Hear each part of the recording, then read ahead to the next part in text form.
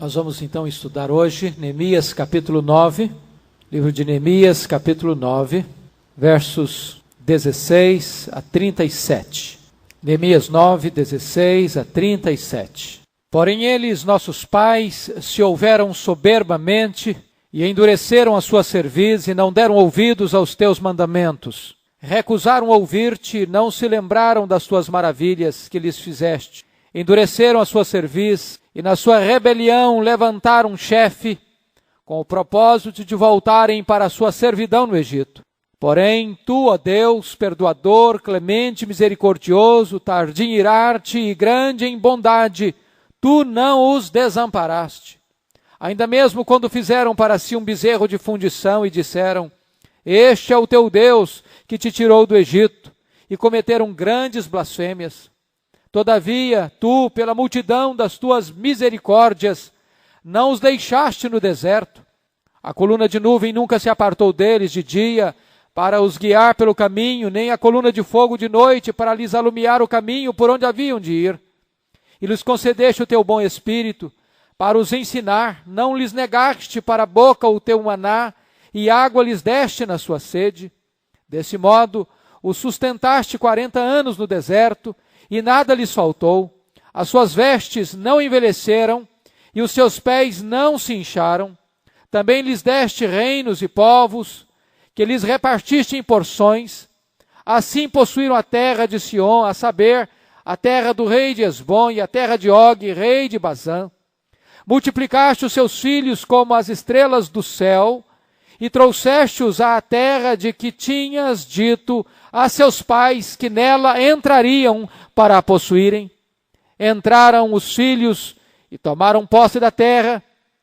Abateste perante eles os moradores da terra, os cananeus, e lhes entregaste nas mãos, como também os reis e os povos da terra, para fazerem deles segundo a sua vontade.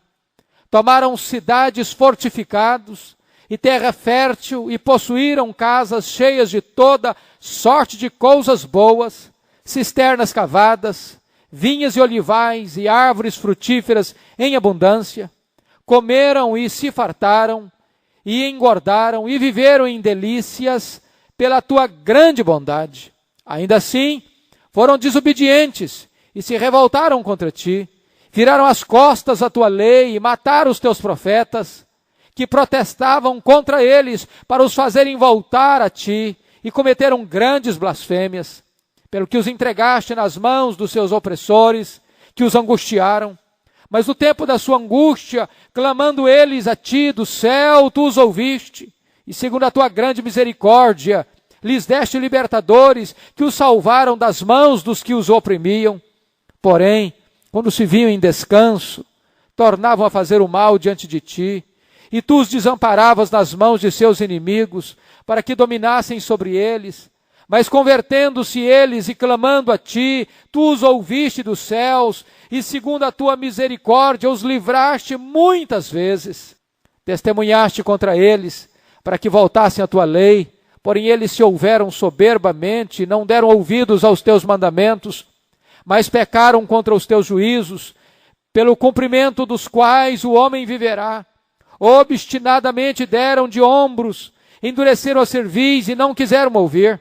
No entanto, os aturaste por muitos anos e testemunhaste contra eles pelo teu Espírito, por intermédio dos teus profetas, porém eles não deram ouvidos, pelo que os entregaste nas mãos dos povos de outras terras.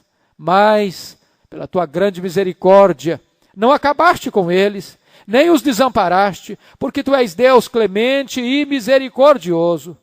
Agora, pois, ó Deus nosso, ó Deus grande, poderoso e temível, que guardas a aliança e a misericórdia, não menosprezes toda a aflição que nos sobreveio, a nós, aos nossos reis, aos nossos príncipes, aos nossos sacerdotes, aos nossos profetas, aos nossos pais, e a todo o teu povo, desde os dias dos reis da Assíria até o dia de hoje, porque tu és justo em tudo quanto tem vindo sobre nós, pois tu fielmente procedeste e nós perversamente. os nossos reis, os nossos príncipes, os nossos sacerdotes e os nossos pais não guardaram a tua lei, nem deram ouvidos aos teus mandamentos e aos teus testemunhos que testificaste contra eles. Pois eles, no seu reino, na muita abundância de bens que lhes deste, na terra espaçosa e fértil que puseste diante deles, não te serviram, nem se converteram de suas más obras. Eis que hoje somos servos, e até na terra que deste a nossos pais, para comerem o seu fruto e o seu bem, eis que somos servos nela. Seus abundantes produtos são para os reis que puseste sobre nós por causa dos nossos pecados, e segundo a sua vontade, dominam sobre o nosso corpo e sobre o nosso gado. Estamos em grande angústia. Que Deus nos ajude, irmãos, nesta noite, na meditação desse texto. Tema para a nossa meditação: a fidelidade de Deus e a infidelidade do seu povo. Este capítulo 9 do livro de Neemias, acoplado ao capítulo 8, registra para nós um dos aspectos mais extraordinários da história do povo de Deus em todos os tempos.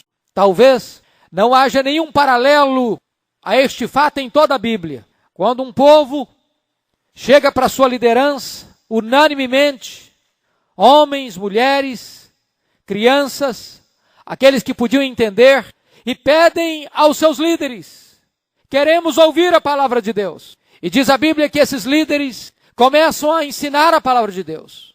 Leem a palavra, explicam a palavra, aplicam a palavra.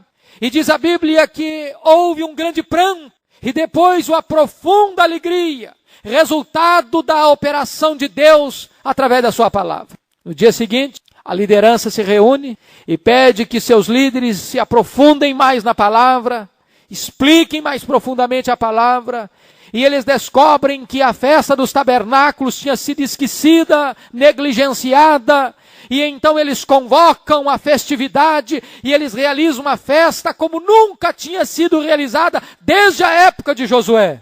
E depois somos informados que todo dia a palavra de Deus era lida, e já no 24º dia o povo ainda está reunido, ouvindo a palavra, confessando os seus pecados e adorando a Deus. Poderíamos chamar isso de um grande reavivamento espiritual.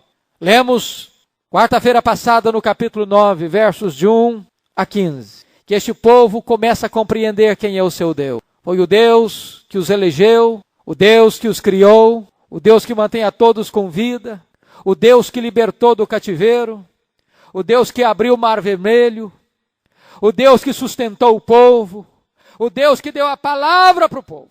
Esta oração, queridos irmãos, é uma síntese da história do povo de Israel, desde a sua origem em Abraão, até o momento em que eles estão vivendo, depois do cativeiro babilônico.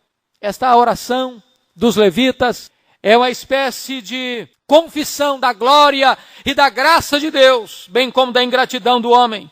Esta confissão é resultado da leitura e da pregação da palavra de Deus. Uma lição maravilhosa para nós. Nós nunca vamos experimentar na história um tempo de quebrantamento, um tempo de volta para Deus, um tempo de conserto com Deus, um tempo de reavivamento espiritual, a não ser que nós voltemos a entender a supremacia da Escritura e a primazia da pregação da palavra de Deus. E eles estão recapitulando a história.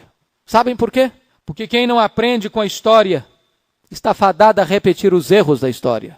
O apóstolo Paulo deixou isso claro em 1 Coríntios 10, versículo 11 a 13, o seguinte: estas coisas lhes sobrevieram como exemplos e foram escritas para a advertência nossa de nós outros sobre quem os fins dos séculos têm chegado. Sabe por que esses registros estão na Bíblia? Porque Deus quer que esses exemplos do seu povo sejam alertas, sejam advertências para a sua igreja ao longo dos séculos.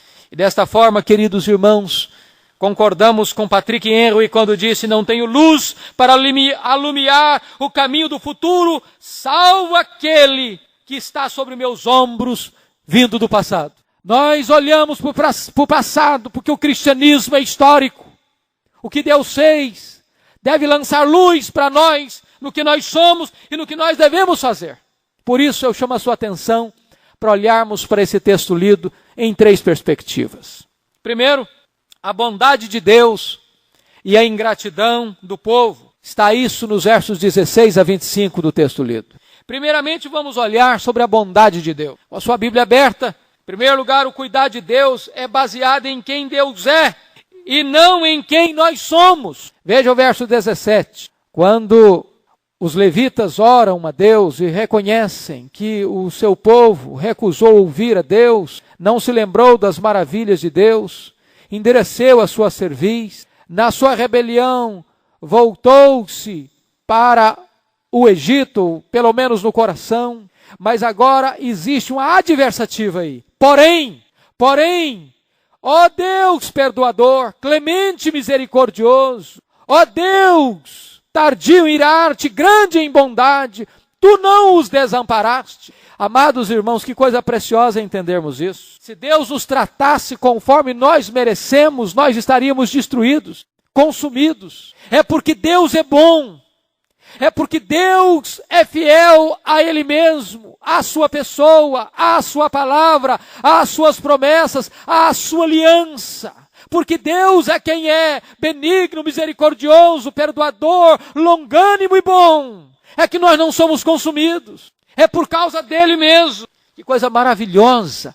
É que a nossa redenção e salvação está fundamentada no caráter de Deus, na pessoa de Deus, nas excelências de Deus, e não nas nossas virtudes, porque não as temos suficientemente para sermos poupados. É a bondade de Deus. Segunda coisa, a direção de Deus na vida do seu povo é fruto da sua imensa misericórdia. Olha o verso 19. Todavia, tu, pela multidão das tuas misericórdias, não os deixaste no deserto. A coluna de nuvem nunca se apartou deles de dia para os guiar pelo caminho, nem a coluna de fogo de noite para lhes alumiar o caminho por onde haviam de ir. Quantas vezes aquele povo se rebelou? Quantas vezes o povo murmurou? Quantas vezes o povo se insurgiu contra Deus e contra Moisés? Quantas vezes o povo desdenhou das coisas de Deus? Quantas vezes o povo transgrediu? Quantas vezes o povo se rendeu à idolatria? Quantas vezes o povo se rendeu à devassidão moral? E mesmo assim, a despeito de todos esses pecados, Deus nunca deixou o povo sequer um dia. A coluna de nuvem estava ali todos os dias, durante o dia, para lhes dar direção e refrigério. A coluna de fogo estava ali toda a noite para lhes dar direção e aquecimento. É a misericórdia de Deus, as muitas misericórdias de Deus, que são a causa de não sermos consumidos. Terceira coisa, irmãos, sobre a bondade de Deus, é que a bondade de Deus revela-se na provisão espiritual. Veja o verso 20. E lhes concedeste o teu bom espírito para os ensinar. Apesar do pecado do povo, apesar da rebeldia do povo, apesar da ingratidão do povo, apesar da transgressão de Israel, Deus lhes dá o seu bom espírito. Para quê? Para os ensinar. Que coisa boa que também nós recebemos o Espírito, de uma maneira diferente daquele povo, porque nós vivemos na dispensação do Espírito. O Espírito Santo nos foi dado de uma vez para sempre, para estar para sempre conosco. Ele é aquele que nos ensina toda a verdade. Ele é aquele que nos instrui, Ele é aquele que nos consola, Ele é aquele que nos reveste de poder, Ele é aquele que nos unge, Ele é aquele que frutifica em nós, Ele é aquele que nos capacita com dons espirituais. É o Espírito Santo de Deus que testifica com o nosso espírito que somos filhos de Deus. Que dádiva gloriosa Deus nos deu a si mesmo.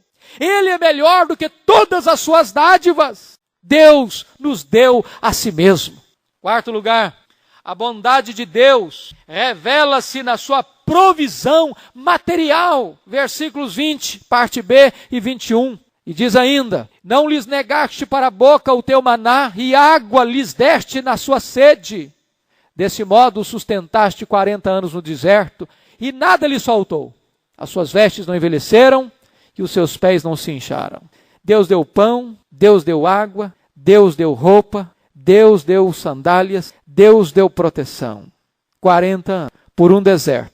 2 milhões de pessoas, homens, mulheres, velhos, crianças, animais, utensílios, sendo transportados por um deserto árido, seco, pedregoso, de montes e vales. Lugares ermos, onde não tinha água, Deus fazia brotar água da rocha. Lugar onde a terra nada produzia, Deus fazia cair cereal do céu, o maná, todos os dias. Literalmente todos os dias. O nosso Deus é o Deus da provisão. Como é importante entender isso. É por isso que Jesus nos ensinou a orar: o pão nosso de cada dia, dá-nos hoje. Sabe, meu irmão, não é porque você tem dinheiro que você tem garantia de pão. O pão é dádiva diária de Deus. É Deus quem nos dá o pão diário. Sabe por quê? Nós poderíamos ter dinheiro. Nós poderíamos até ter dinheiro. E poderíamos até comprar o pão. Mas se Deus não nos desse a saúde para alimentar-nos do pão, o que seria de nós? Eu disse para vocês na última quarta-feira de John Rockefeller, o primeiro bilionário do mundo. Ele ficou doente.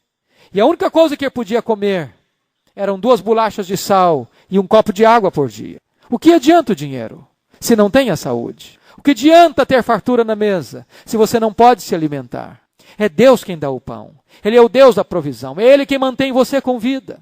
É Ele quem lhe dá inteligência. É Ele quem lhe dá trabalho. É Ele quem abençoa você com toda sorte de bênção. Como é importante entender a bondade de Deus. Mas veja, em quinto lugar, que a bondade de Deus revela-se na família. Veja o verso 23. Multiplicaste os seus filhos como as estrelas do céu, e trouxeste-os à terra de que tinhas dito a seus pais que nela entrariam para a possuírem. Deus tirou os filhos dos israelitas debaixo da opressão, da escravidão, de um tempo tenebroso, de chicote, de chibate, de fome, de opróbrio, de vergonha.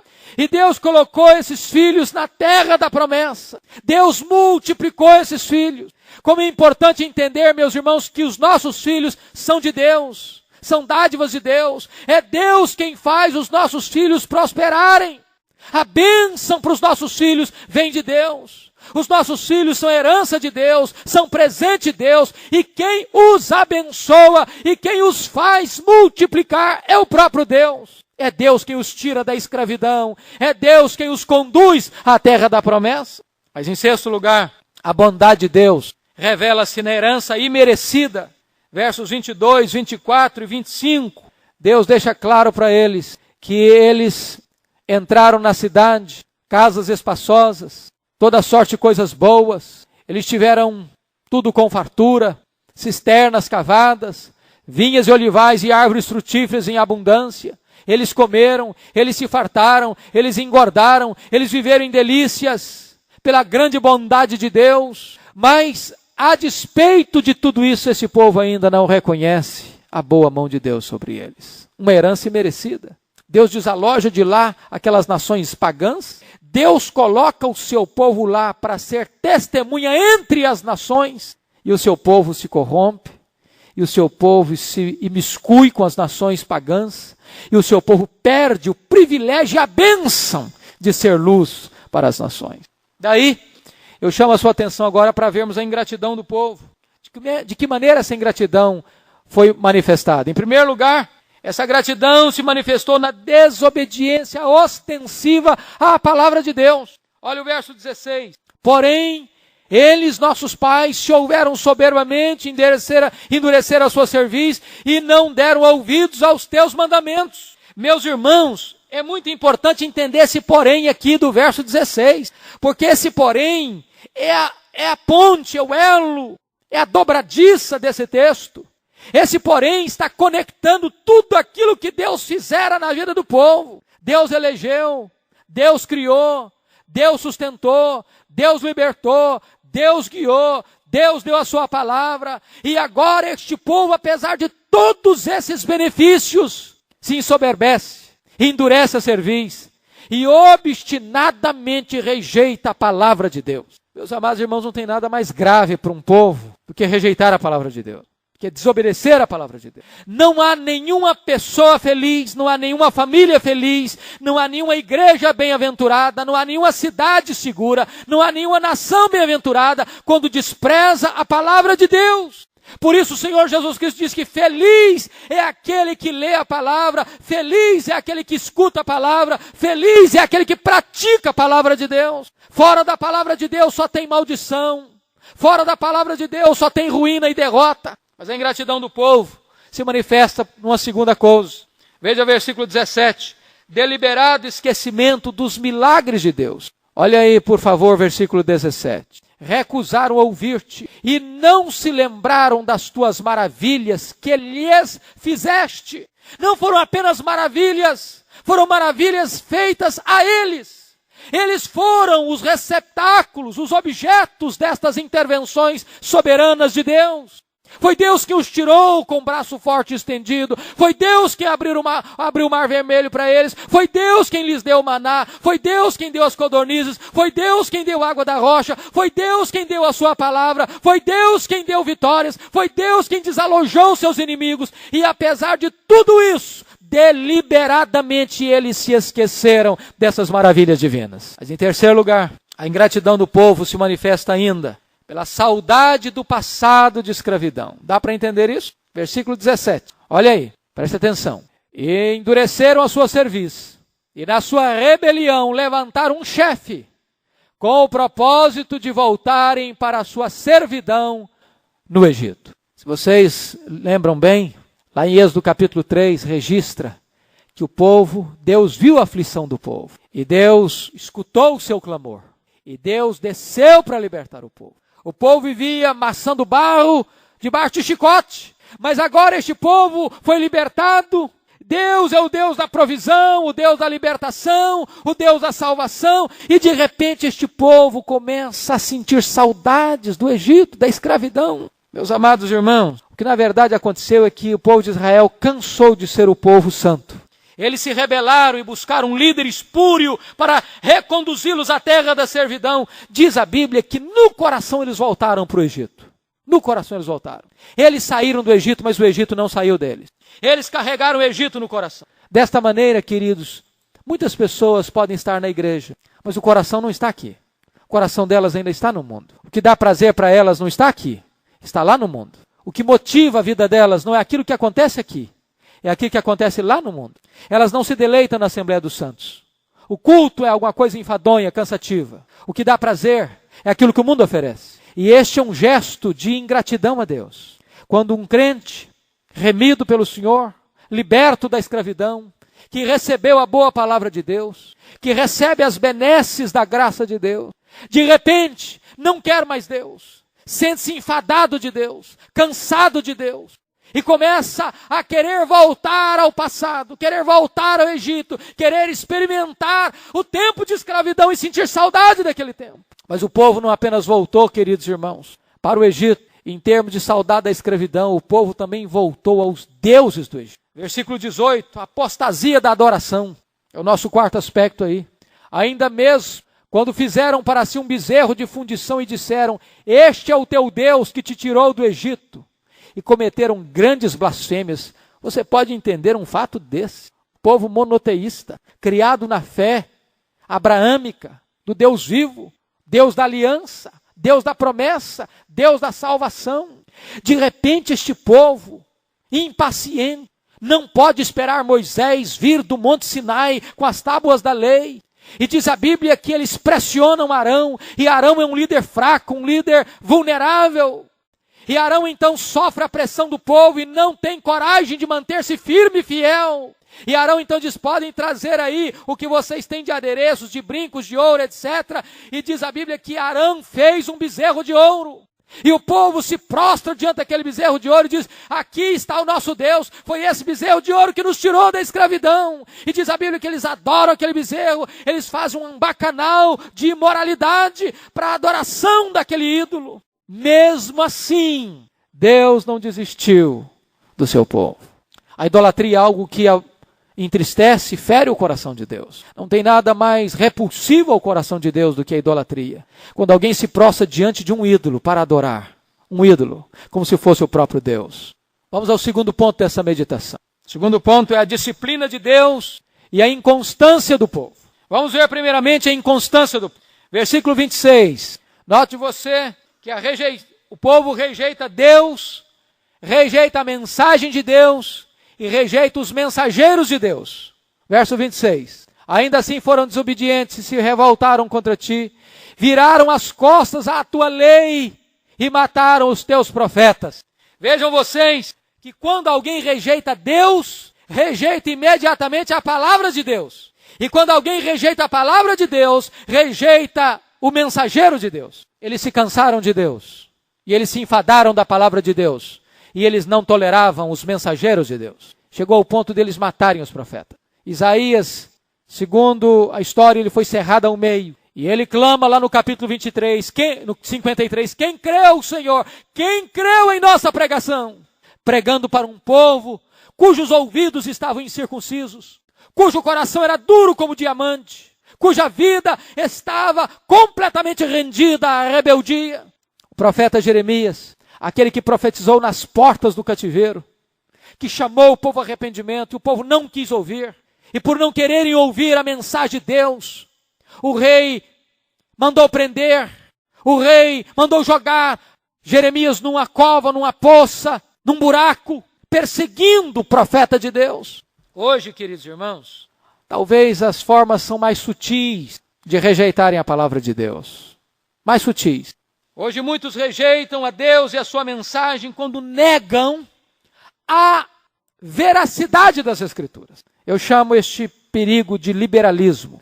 O liberalismo, ele nega que a Bíblia é inerrante, que a Bíblia é verdadeira, que a Bíblia é confiável. São aquelas pessoas que se aproximam das Escrituras com senões. Aquelas pessoas que se aproximam da Bíblia dizendo, olha, nós temos que ter cuidado porque nem tudo que está escrito aqui é verdade.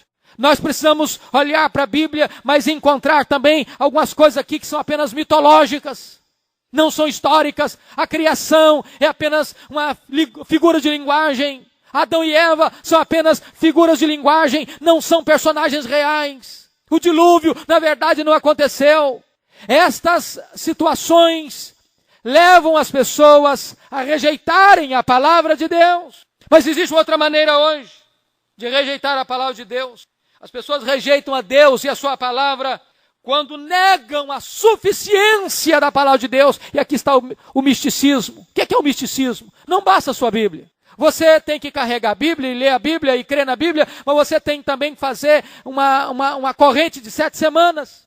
Você precisa, para ser abençoado, carregar um patuá evangélico. Para você viver bem, você tem que tomar um banho de sal grosso, você tem que fazer determinados rituais místicos. E desta maneira estão negando a suficiência da palavra de Deus. Estão acrescentando às Escrituras alguma coisa a mais, como se a palavra de Deus não fosse suficiente. E desta maneira negam a Deus e negam a sua palavra. Segunda coisa, irmãos, da inconstância do povo, foi uma volta para Deus superficial e utilitária ou utilitarista.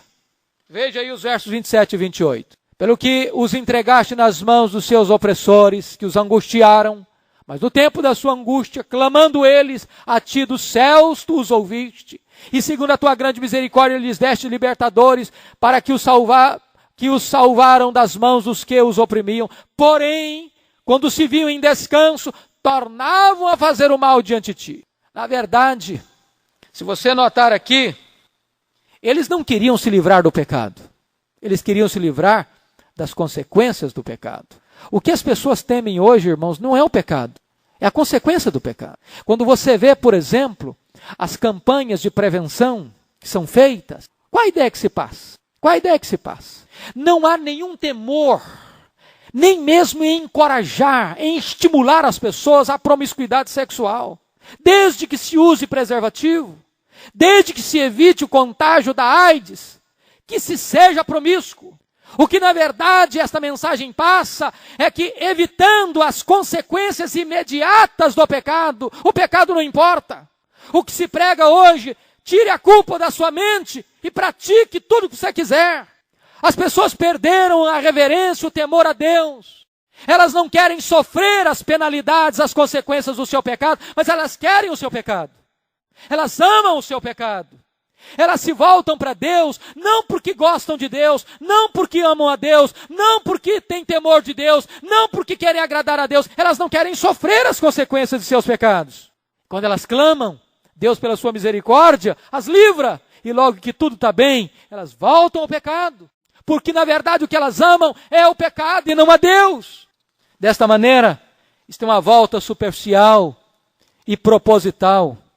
Usam Deus apenas para se locupletarem de seus desejos carnais e não para honrar e exaltar e glorificar a Deus. Deus não é o deleite, Deus não é o prazer da vida delas.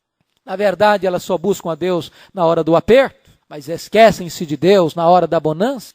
E agora vamos ver o outro aspecto então. Primeiro vimos esta questão da inconstância do povo, veremos agora a disciplina de Deus. Primeiro aspecto, quem não obedece à Bíblia, recebe a disciplina de Deus. Versículos 27, 28 e 30. Alguém já disse com muita certeza que uma nação será guiada pela Bíblia ou pela chibata. Quem não escuta a voz de Deus, recebe a vara de Deus. Quando o povo endureceu o coração, endureceu a cerviz, e rebelou-se contra Deus, e não deu ouvidos à voz de Deus, o que Deus fez? Deus entregou o seu povo nas mãos das nações pagãs e ímpias. Não foi o tirocínio político, econômico e conquistador da Síria, da Babilônia, do Império Medo-Persa, que levaram Israel à escravidão. Não. Deus os entregou. A própria mão de Deus acionou esses inimigos para virem contra Israel. E diz o profeta Isaías que a Síria e a Babilônia são varas da ira de Deus contra o seu povo. Segundo, coisa maravilhosa, quem se volta para Deus arrependido, sempre é perdoado. Versículos 27, 28, 30 e 31 revelam isso. Na hora do aperto, na hora da angústia, na hora da opressão, na hora da escravidão, sempre que o povo se voltava para Deus e clamava por socorro e misericórdia, prontamente, imediatamente, Deus enviava um libertador, Deus socorria o povo, Deus abria um caminho, Deus abriu uma porta, Deus trazia alívio para o seu povo. E diz a Bíblia no verso 28, que Deus livrou o seu povo muitas vezes. Você conhece isso e eu também. Quantas vezes nós já fomos à presença de Deus pedindo misericórdia? Quantas vezes nós nos dobramos dizendo, Deus, sê propício a mim, pecador. Quantas vezes nós já nos curvamos, quebrantados, humilhados. Deus, tem misericórdia de mim de novo. E Deus, continuamente, benignamente, misericordiosamente, Deus nos restaura, Deus nos perdoa, Deus nos dá a chance de começar outra vez. Meus amados irmãos, vamos ver o último ponto desta mensagem. A justiça de Deus e o clamor por misericórdia. Primeiro vamos olhar a justiça de Deus. Eles reconhecem, no verso 34, que Deus tem agido sempre com justiça. Quando Deus entregou Israel ao povo da Babilônia, as 10 tribos à Síria, e agora, presentemente, Israel, às mãos do Império Medo-Persa, eles entenderam, os levitas entenderam, Deus, o Senhor foi justo. Tu agiste fielmente, nós agimos perversamente. Deus, foi a tua justiça que foi aplicada. Eles foram levados cativos, queridos irmãos, por causa de seus pecados. Irmãos, vamos parar para pensar nessa questão. O que leva um crente, uma família, uma igreja, uma cidade, uma nação ao fracasso é o pecado. Olha para a história. A história é nossa pedagoga. A história é nossa mestra. Por que que o Egito caiu? Por que que a Síria caiu? Por que que a Babilônia caiu? Por que que o Império Medo-Persa caiu? Por que que o Império Grego caiu? Por que que o Império Romano caiu? Por que que os grandes impérios ruíram? Por que que as nações soberbas entraram em colapso? Por quê? Por que que igrejas outrora grandes, hoje apenas se fala de ruínas? Por quê? Por que que uma família se desintegra? Por que que uma vida que estava muitas vezes na ponta da vitória entra para o fosso da derrota? Por quê? Senão o pecado. O pecado é o opróbrio das nações. O pecado destrói, o pecado enfraquece, o pecado avilta, o pecado envergonha, o pecado mata. Mas queridos, finalmente vamos ver aqui o clamor por misericórdia. versículos 32 a 37. Vamos ver que o reconhecimento tardio de quem Deus é. Olha os versos 32 e 33. Quando esses levitas estão orando, eu fico impressionado. Aqui está o único pedido desta longa oração. O único pedido está aqui no verso 32. Agora, pois, ó Deus nosso, ó Deus grande, poderoso e temível, que guardas a aliança e a misericórdia, não menosprezes toda a aflição que nos sobreveio. Quem é Deus? Deus é grande, Deus é poderoso, Deus é temível, Deus é fiel, Deus é misericordioso. Os seus pais sabiam de tudo isso, mas não levaram isso a sério. Conhecimento de teologia, irmãos, sem obediência, só nos torna mais culpados. Muito cuidado com o conhecimento, porque se o conhecimento não nos levar à obediência, ao quebrantamento, à rendição, ele pode nos tornar duplamente culpados e o juízo ser mais rigoroso. Segunda coisa, o reconhecimento que o pecado se estende aos líderes políticos e religiosos. O verso 34, ele diz, os nossos reis, os nossos príncipes, os nossos sacerdotes, os nossos pais não guardaram a tua lei, nem deram ouvidos aos teus mandamentos e aos teus testemunhos que testificaste contra eles. Precisamos entender uma coisa, irmãos, e nós deveríamos ser voz profética nas mãos de Deus nesse sentido. Um presidente da República, um senador da República, um deputado federal, um deputado estadual, um prefeito, um vereador, aqueles que militam no judiciário, deveriam entender uma coisa: eles são ministros de Deus. Portanto, eles precisam representar com fidelidade este Deus que é autoridade sobre eles, a quem eles representam. De tal maneira que a Bíblia sempre foca a questão do pecado da liderança. Porque a liderança precisa compreender que Deus é a autoridade suprema e toda vez que um líder, seja político ou religioso, quer se colocar acima de Deus, rebelando-se contra Deus, rebelando-se contra a palavra de Deus, contra os princípios de Deus, ele se torna uma maldição para o seu povo, em vez de bênção. E diz o texto que nesta confissão os levitas começam dizendo: os nossos reis, os nossos príncipes, os nossos sacerdotes, os nossos líderes, os nossos pais, eles pecaram. Terceira coisa, reconhecimento de uma grande ingratidão. Versículo 35, olha aí, por favor. Pois eles no seu reino, na muita abundância de bens que lhes deste, na terra espaçosa e fértil que puseste diante deles, não te serviram, nem se converteram das suas más obras. Coisa tremenda, irmãos. Deus está abençoando e o povo está desobedecendo. Deus está derramando bênção e o povo está se rebelando. Deus está abrindo as janelas dos céus e o povo está transgredindo. Diz a Bíblia que o povo, neste verso, está dizendo que eles não serviram a Deus, nem se converteram de suas más obras. Profunda ingratidão. Por isso agora vem, queridos irmãos, o reconhecimento de uma servidão assoladora, versos 36 e 37. Quando eles dizem: eis que hoje somos servos, e até na terra que deixa nossos pais para comerem o seu fruto e o seu bem, eis que somos servos. Seus abundantes produtos são para os reis que puseste sobre nós por causa dos nossos pecados. Segundo a sua vontade, dominam sobre o nosso corpo, sobre o nosso gado. Vejam vocês que a escravidão alcança a terra deles, a escravidão alcança os corpos deles, a escravidão alcança os bens deles, e a escravidão alcança o fruto do trabalho deles. Vejam vocês que Deus os tirou da escravidão do Egito, Deus deu uma terra da promessa para eles, Deus deu fartura para eles, e eles se rebelaram contra Deus. Agora, Deus os traz de volta a esta terra da promessa, mas na terra da promessa, onde eles não agradeceram a Deus, onde eles não reconheceram a Deus, eles são escravos. A terra não é deles, o corpo não é deles, o gado não é deles, o fruto da terra, do labor deles, também não é deles. E daí, finalmente, o reconhecimento acerca de uma necessidade, de um profundo clamor.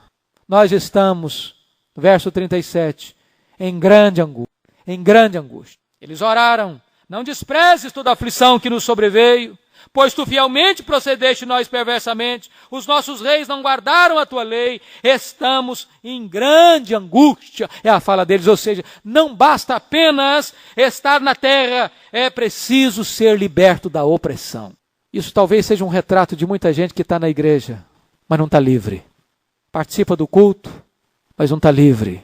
Pertence a uma família evangélica, mas não está livre. Na verdade, quem domina sobre ele ainda não é o Deus Todo-Poderoso. E eu concluo, tirando algumas lições práticas para nós. A primeira lição prática que eu quero terminar aqui é que o conhecimento das Escrituras foi quem levou este povo ao arrependimento. Esta confissão sublime aqui foi quando a Bíblia foi exposta, foi quando a Bíblia foi pregada, foi que o convencimento de pecado veio àquele povo. Eu estou cada vez mais convencido, irmãos. Se nós queremos vida espiritual na igreja, nós precisamos de valorizar a palavra de Deus. Um crente analfabeto da Bíblia é um crente sem convicção de pecado. Um crente que não conhece as Escrituras é um crente superficial. Se nós queremos reconhecer que o pecado é mau aos olhos de Deus, nós temos que estudar as Escrituras sagradas. Segunda lição prática, o conhecimento das Escrituras provocou uma nova esperança, baseado agora nas promessas da lei de Deus. Quando o povo voltou a ler a Bíblia, eles descobriram quem é Deus. Ele é grande, Ele é temível, Ele é poderoso, mas também Ele é clemente, Ele é misericordioso, Ele é rico em perdoar, Ele é bondoso, Ele dá uma chance para você recomeçar. Que coisa boa! O nosso Deus não é o Deus implacável, que nos pisa, que nos destrói. Ele não esmaga a cana quebrada, Ele não apaga a torcida que fumega. Sempre que alguém se volta para Ele com o coração quebrantado, os seus braços estão abertos. Ele está pronto a restaurar, Ele está pronto a levantar, Ele está pronto a perdoar e fazer dele uma nova criatura. Sobre essa questão, preste atenção no que um americano disse sobre a nação americana.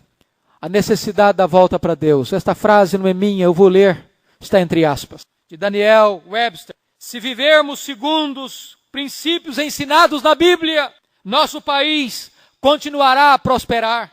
Mas se nós e nossa posteridade negligenciarmos sua instrução e autoridade, nenhum homem poderá dizer quão repentinamente pode uma catástrofe vencer-nos e enterrar nossa glória na obscuridade mais profunda. Para mim, essa palavra de Daniel Webster foi uma palavra extremamente profética de Deus, porque foi exatamente isso que aconteceu com todas as grandes nações do passado que se esqueceram de Deus. Essa é uma palavra para uma nação, essa é uma palavra para uma cidade, essa é uma palavra para uma igreja, essa é uma palavra para uma família, para uma vida.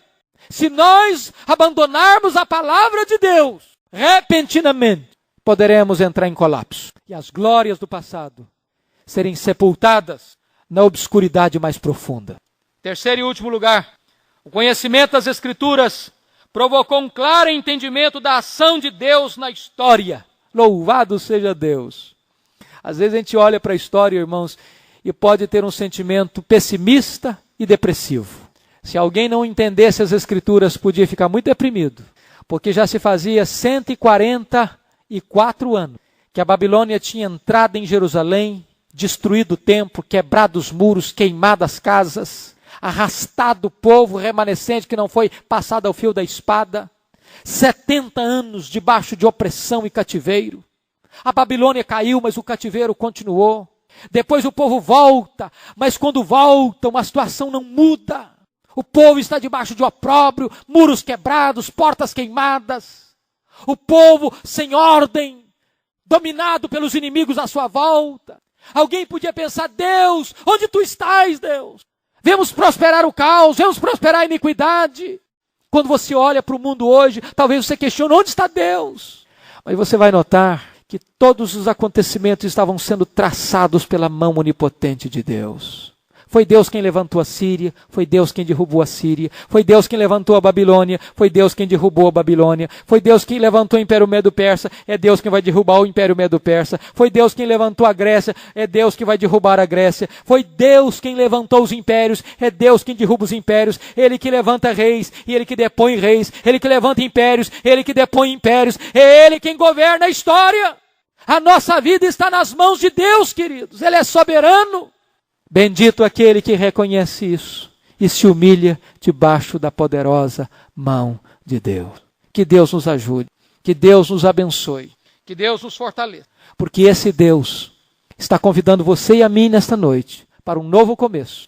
Deus está convidando você e a mim para que nós tomemos posse da sua graça para uma caminhada nova, abençoada e venturosa.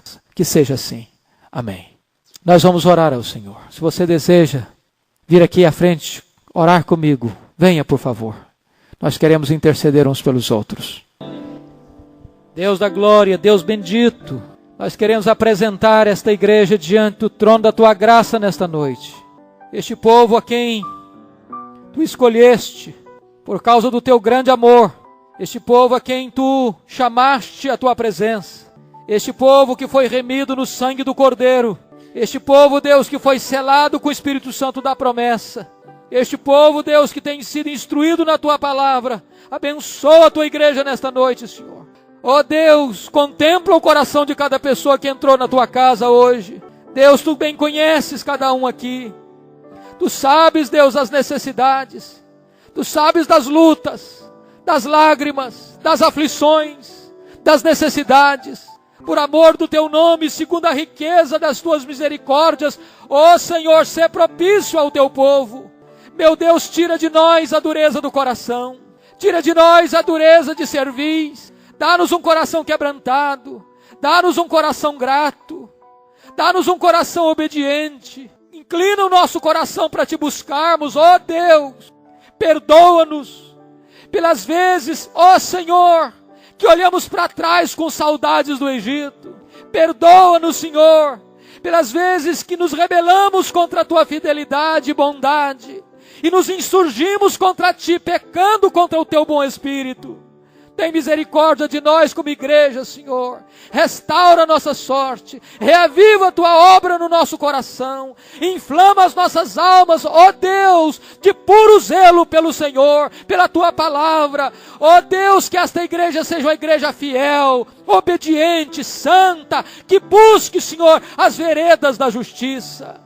Livra a Tua igreja de escândalos, livra a Tua igreja do pecado, livra a Tua igreja da transgressão, livra a Tua igreja da frieza, livra a Tua igreja da soberba, livra a Tua igreja da altivez espiritual. Oh meu Deus, não permita que sejamos crentes rasos, ignorantes da Tua palavra.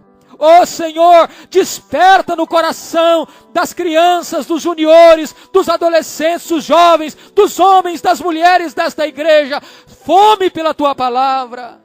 Desperta no nosso coração, Deus, deleite nas coisas lá do alto, que não fiquemos como o povo de Israel, Senhor, sentindo saudades de nos alegrarmos em outras coisas que não os banquetes da Tua graça. Muito obrigado, Senhor, pela Tua boa palavra.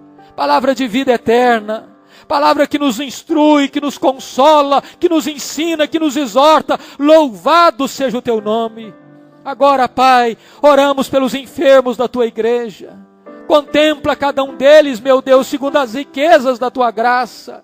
Oramos pelos nossos irmãos que estão desempregados, Senhor. Tem compaixão, Deus, abre uma porta, a porta da Tua providência. Ó Deus, nós oramos pela vida sentimental dos nossos adolescentes, dos nossos jovens. Ó Deus, não permita que eles, ó Senhor, errem nesta decisão tão importante da vida. Que eles sejam criteriosos, que eles sejam puros no seu proceder. Deus, nós oramos pela vida vocacional da nossa juventude, para que eles sejam guiados por Tua boa mão, que sejam bem-sucedidos para a glória do Teu nome. Nós oramos pela vida espiritual da nossa juventude, Senhor. Guarda os jovens desta igreja, guarda as crianças, guarda os adolescentes, livra-os do mal, livra-os das seduções deste mundo, livra-os dos laços do passarinheiro, inflama o coração deles de amor pela Tua palavra, Senhor. Deus, nós oramos pelos casais da igreja, que eles sejam, ó Deus, revitalizados pelo amor, um pelo outro, pelo cônjuge, e que desta maneira tenhamos casamentos sólidos para a glória do Teu nome.